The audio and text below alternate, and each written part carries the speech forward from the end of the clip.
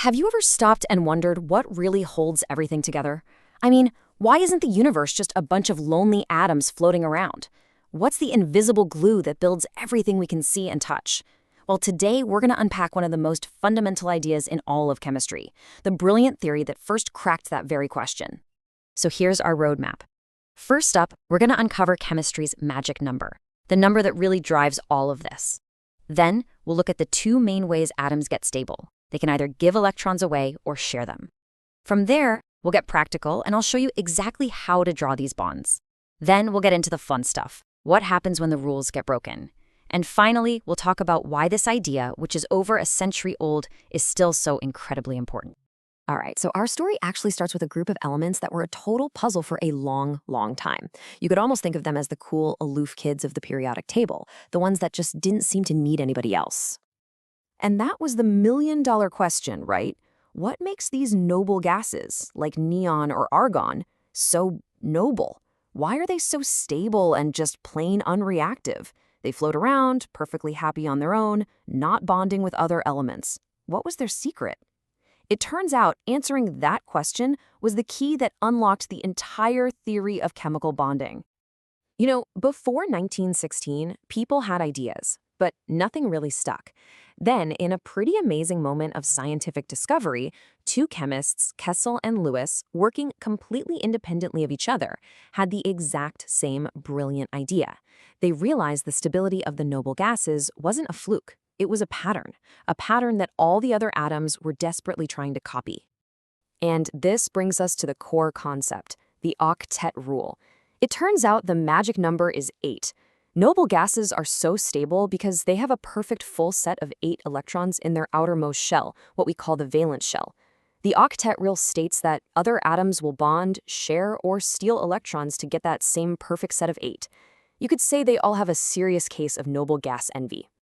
Okay, so if the name of the game is getting to 8 valence electrons, how do atoms actually pull it off? Well, they've basically got two main strategies in their playbook. They can either give electrons away, or they can share them. Let's dig into how that actually works. So, these two paths are ionic bonding and covalent bonding. With ionic bonding, it's a straight-up transfer. One atom completely gives an electron away, and another one snaps it up. This creates positively and negatively charged ions, and you know what they say? Opposites attract. With covalent bonding, it's more of a team effort. The atoms cooperate by sharing electrons between them so that everyone gets to feel like they have a full octet. Let's look at a classic example. Good old table salt, sodium chloride. A sodium atom has just one lonely electron in its outer shell. It is just dying to get rid of it.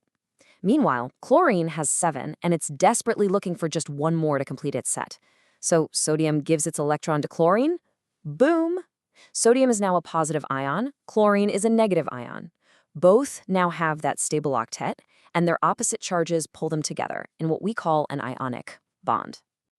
But what happens when you don't have a clear giver and a clear taker? What if the atoms are more evenly matched? Well, that's where sharing comes in. The rules for this covalent bonding are actually pretty simple. 1, the bond is always made from a shared pair of electrons. 2, each atom has to chip in at least one electron to that shared pair. And 3, the whole reason they're doing this is so that both atoms can get to that stable, noble gas configuration. And this is where it gets really cool. This sharing isn't just a one-size-fits-all deal. If two atoms share just one pair of electrons, that's a single bond, like you see in a chlorine molecule. If they share 2 pairs, like the carbon and oxygen in carbon dioxide, you get a double bond. And if they really commit and share 3 whole pairs, like the 2 nitrogen atoms in the air we're breathing right now, you get a super strong triple bond. Okay, so this all sounds great in theory, but how do we actually visualize these bonds for any molecule we come across? Well, that's where something called a Lewis structure comes in. These are these simple yet incredibly powerful diagrams that chemists use every single day, and I'm going to show you exactly how to build one. Don't worry, there's a simple 5-step recipe for this that works almost every time. First, you count up all the valence electrons you have to play with. Second, you arrange the atoms in a skeleton, usually putting the atom that's the least grabby with electrons right in the middle. Step 3, connect everything with single bonds. 4. Use your leftover electrons to fill up the outer atoms first. And finally, step 5. If your central atom is still short of an octet, you borrow electrons from the outer atoms to make double or triple bonds. Let's try it out. We'll use the nitrite ion as our guinea pig. So, step 1. Let's count the electrons together. Nitrogen is in group 15, so it brings 5 valence electrons. Oxygen's in group 16, so it brings 6. And we have 2 of them, so that's 12. And that little negative charge up there? That means we have 1 extra electron. So we add it all up. 5 plus 12 plus 1 gives us a grand total of 18 electrons to work with. All right, steps 2 and 3. We draw the skeleton. Nitrogen is less electronegative than oxygen, so it goes in the center, hugged by the 2 oxygens. Then we connect them with single bonds. Each bond uses 2 electrons, so we've just used 4 of our 18. Now we take the remaining 14 electrons and start filling up the outer atoms. Each oxygen needs 6 more to get to its octet. So that's 12 electrons right there, bringing our total used up to 16. So, what about our last 2 electrons? Well, they go right on that central nitrogen atom. But hang on a second. If you count them up, that nitrogen only has 6 electrons around it, not 8. It's not stable yet. So to fix this, we do our final step. We take a lone pair from one of the oxygens and have it do double duty, moving it to form a double bond with the nitrogen. And voila! Just like that, every single atom in the structure now has a full, stable octet.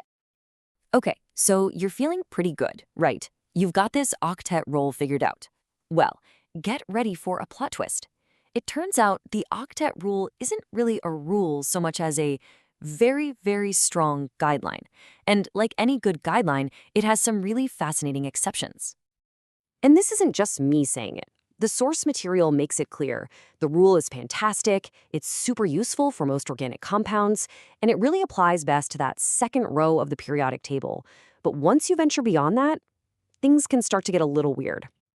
Now, these exceptions tend to fall into 3 main buckets. First, you've got molecules with an incomplete octet, where the central atom is just fine with fewer than 8 electrons. Second, you have odd electron molecules, where it's literally mathematically impossible for every atom to have a pair. And third, you have the overachievers, atoms that can actually hold more than 8 electrons in an expanded octet.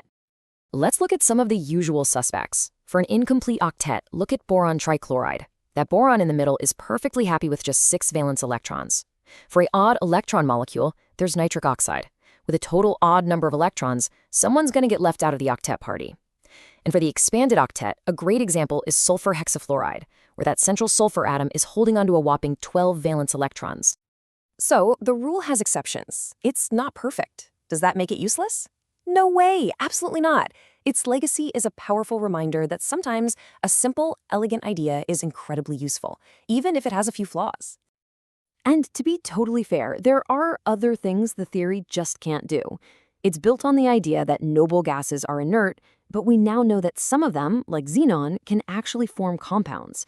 It also tells us nothing about the actual 3D shape of a molecule, or why one molecule might be more stable than another. But you know what? Those aren't just flaws. Those were the clues that pushed chemists to develop even more advanced theories to explain that stuff. Which brings us to the big final question. Why do we still teach and rely on this flawed, century-old idea so heavily? The answer is actually pretty simple. Because the octet rule gives us a language. It's a beautifully straightforward framework that correctly predicts how millions of compounds are put together. It's the first step, the foundational idea that lets us even begin to understand the incredibly complex dance of electrons that creates, well, everything.